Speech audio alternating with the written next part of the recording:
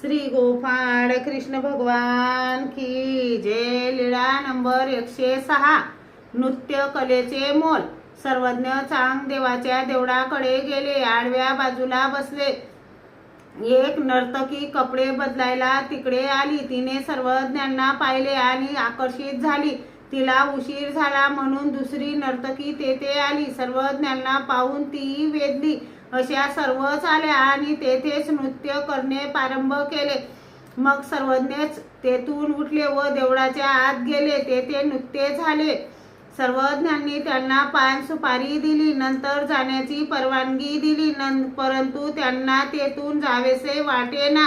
त्यांनी म्हटले, जीजी, इतके दिवस आमची नृत्य कला पोरकी झाली होती, आज सर्व कलेचे माहेर भेटले।